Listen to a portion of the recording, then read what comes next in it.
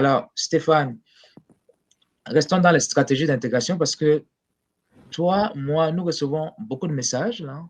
Nous sommes en contact avec beaucoup de personnes au Canada, dans la communauté, dans différentes communautés, mais aussi à l'extérieur du pays, qui nous écrivent, qui nous partagent leurs expériences, parfois leurs difficultés, leurs défis. Quelquefois, il y a même des cris de détresse, malheureusement. Alors, parlons du bénévolat.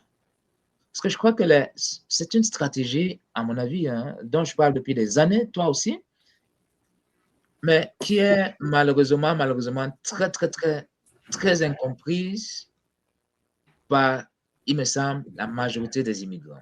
Ce n'est peut-être pas dans leurs habitudes, dans leur pays d'origine, dans leur culture sociale peut-être, où ils se disent non, ils voient le bénévolat comme, OK, une forme de, certains d'ailleurs m'ont dit, c'est de l'exploitation, pourquoi je travaillerais sans être payé? Est-ce que tu veux développer ce côté-là, l'importance, Stéphane, du bénévolat et tous les bienfaits que ça nous apporte? Pourquoi chaque immigrant devrait se mettre au bénévolat, devrait contribuer à sa société d'accueil comme bénévole? Merci, merci Bertrand pour cette belle question. Effectivement, je dirais, dans un premier temps, euh, c'est beaucoup plus un contexte culturel, des différences culturelles.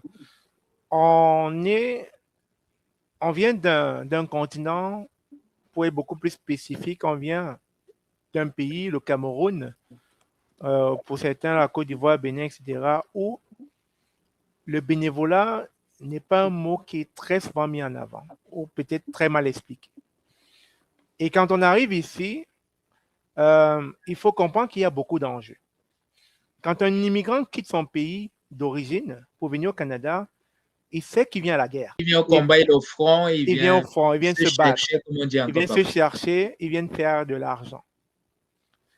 Et étant donné qu'il part déjà avec ce mindset, cette façon de penser, pour lui, il est inconcevable qu'on lui parle de travailler pour rien.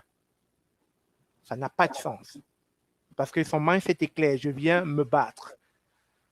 Et malheureusement, comme je le dis tout le temps, ça prend de déconstruire beaucoup d'idées préconçues.